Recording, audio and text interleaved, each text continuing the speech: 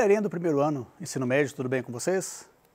Dando continuidade aos nossos estudos, professor Leonardo Greco, vamos analisar ar, clima e tempo. Primeiro porque ar é tudo que nós precisamos, é a base da nossa vida, né? Juntamente com a água, claro.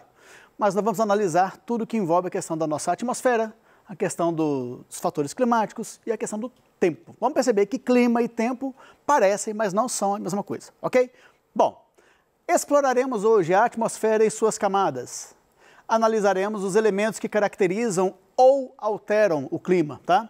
E vamos conceituar também tempo e diferenciar também clima e tempo, fazer essa diferenciação para ninguém confundir mais. Espero. Vamos lá.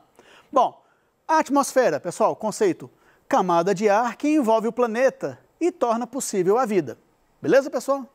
Bem, a gente vai pensar a atmosfera não como uma coisa única, mas como uma coisa estratificada. Então, a atmosfera, na verdade, é uma camada de ar estratificada, composta por diversas subcamadas, vamos dizer assim. É uma grande camada que tem várias outras camadas que a compõem, tá? E cada uma com as suas características. Beleza, pessoal? Vamos lá. Começando em termos gerais, falando no geralzão, a atmosfera vai de 100 a 10 mil quilômetros de altura. É composta por nitrogênio, maior parte, né?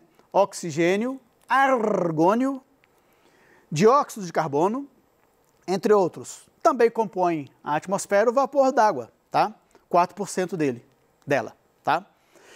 A atmosfera é importante porque ela retém o calor, protege dos raios UV, que são aqueles raios, aquela radiação solar que é nociva à nossa pele, né? E também nos protege de meteoritos ou fragmentos rochosos. Dica: vai no seu buscador na internet, pessoal, e busca e pesquisa sobre lixo espacial. É interessante também, tá? Pra você analisar sobre isso aqui. Fragmentos rochosos, meteoritos, mas também lixo espacial. Dá uma pesquisadinha, pessoal. Bom, primeira camada que a gente vai analisar, troposfera, tá? É a camada mais próxima à superfície, tá? Ela vai até 17 km de altura só, né?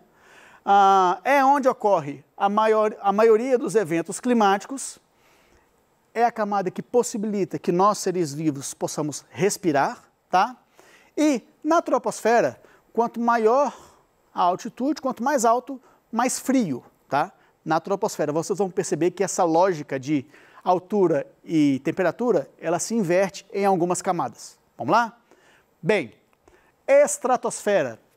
Primeiro, é ali que a maioria dos aviões comerciais, né, aviões de carga e de passageiros, transita, tá?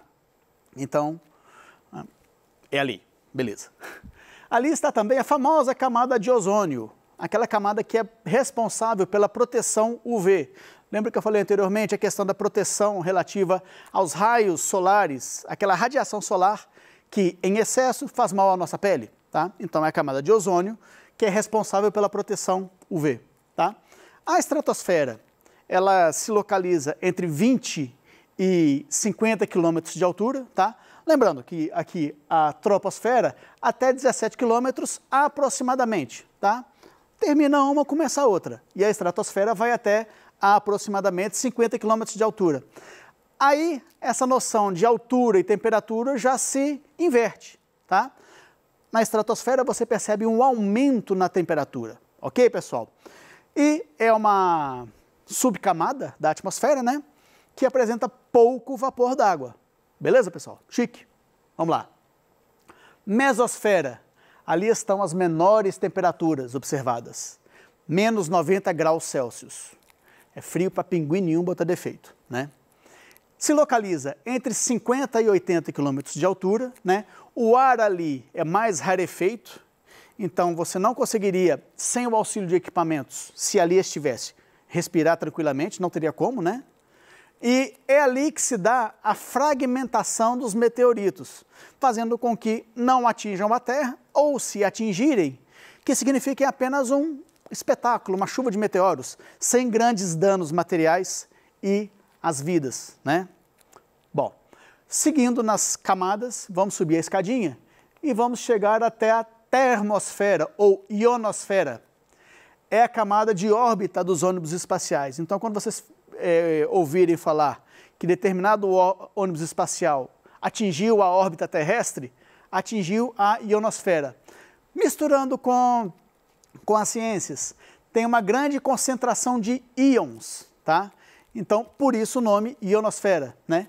Ali as temperaturas sobem de novo, e muito, tá?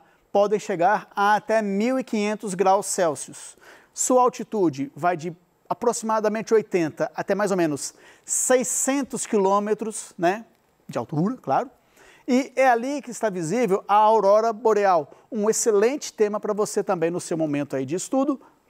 Dá mais uma pesquisadinha e aprender muito sobre essa aurora boreal. Extremamente interessante, tá, pessoal? Bom, sigamos. Exosfera ou exosfera, como queiram, tá? É a fronteira para o espaço sideral. A partir dali, já se considera estar no espaço sideral e aí o ar na exosfera ou exosfera. O ar é extremamente rarefeito, tem a presença, principalmente, de hélio e hidrogênio. As temperaturas aí caem um pouquinho, se a gente comparar com a termosfera, né? Chegam a só 1.000 graus Celsius. Dá para pegar um bronze tranquilo, tá? Bem, desculpa, isso aí. Agora, pessoal, a gente vai analisar um pouquinho sobre as questões relativas a clima e tempo. Muita gente faz uma confusão e fala clima e tempo como se fosse a mesma coisa, né? Vamos desmistificar esse assunto agora? Vamos tentar colocar uma régua sobre isso? Vamos lá. Clima refere-se a um estado mais duradouro, uma sucessão de tempos. Então, quando a gente fala em clima, a gente fala em características que se repetem numa determinada região, né? Com uma certa frequência e durante um longo espaço de tempo. Então, para você poder caracterizar ou recaracterizar o clima de uma região, você tem que verificar uma sequência de fenômenos fixos, né, ou mais regulares possíveis, né, numa sucessão de tempo que vai ser, em média, 3 décadas. Tá? Então, se você tem tudo isso junto, você pode dizer que você está classificando o clima de uma região, ok? E o tempo se caracteriza por ser um estado atmosférico momentâneo. Então, você tem, por exemplo, você pode ter, no nosso caso, por exemplo, no Brasil, numa mesma cidade, você pode ter, no início do dia, um tempo mais frio, tá? Você pode ter, depois, chuva, você pode ter períodos de intenso sol, né? Você pode ter um período onde vai estar nublado. Então, percebam, no mesmo dia, você pode ter várias mudanças no tempo, tá? O que não vai significar mudança climática. A gente já viu que clima é uma situação bem mais detalhada, bem mais complexa, né? Bem, e o que influencia o tempo? Quais são os fatores que podem causar a mudança ou a permanência no tempo, tá? Pluviosidade, o índice de precipitações, índice de chuvas em um determinado local. E aí, sim, quanto mais ou quanto menos, você vai caracterizar o clima de um tempo em um determinado local. Aí eu cometendo um erro aqui, né? Clima, tempo. Você vai caracterizar o tempo como um tempo chuvoso ou não, tá? Umidade relativa do ar, quantidade de vapor d'água na atmosfera, ela é medida em gramas por quilogramas e ela é expressa em percentual. Pessoal, detalhe atual, tá? Hoje em dia, a gente percebe que a umidade relativa do ar está extremamente baixa. Em algumas situações, até semelhante ao que a gente verifica em desertos, tá? Por quê? A questão do nosso clima, né? No inverno, a gente está encerrando o inverno e iniciando a primavera, né? Mas no inverno, o nosso clima ele é extremamente seco. E aí, com essa umidade relativa do ar despencando, em Belo Horizonte ela esteve alguns dias atrás em torno de 20%, o bem-estar da população se compromete muito. Tá? E é por isso que é necessário uma hidratação adicional. Por isso que cada vez mais necessário, cada vez mais indispensável se torna o consumo das garrafinhas d'água, né? Aquela famosa garrafinha do lado do computador é indispensável, tá? Exato. Falando nisso, vamos lá, né?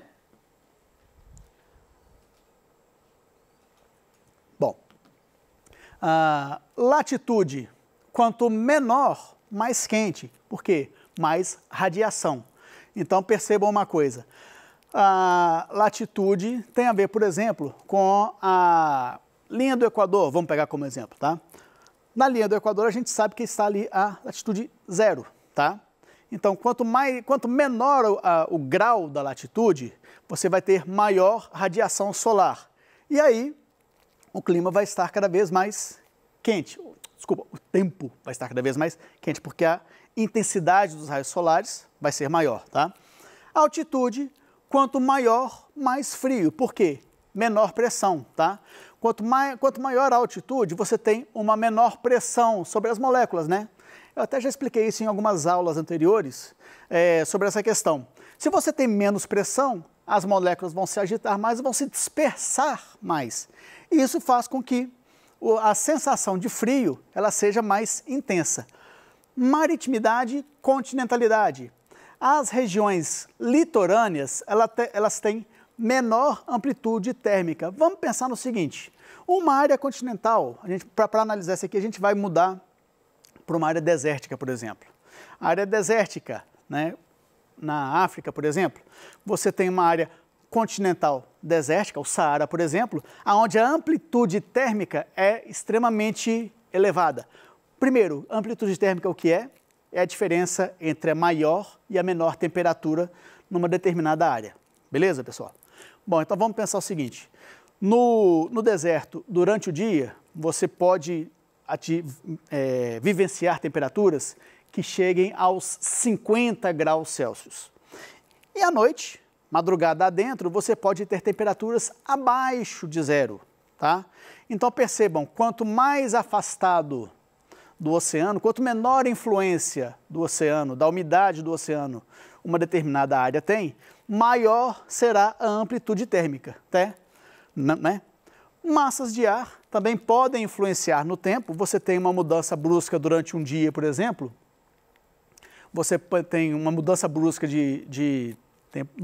do tempo durante um dia, pode ser resultado da chegada ou da dispersão de uma massa de ar numa determinada região. Vegetação, né? Quanto maior a presença de vegetação, né, você tem uma sensação térmica mais agradável, às vezes até mais fria, né? E o inverso também é verdadeiro.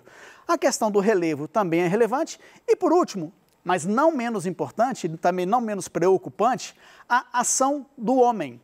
As áreas urbanas, né, por exemplo, têm como rotina a sensação térmica mais quente, mais abafada, se comparadas a áreas, por exemplo, interioranas, a áreas menos urbanizadas.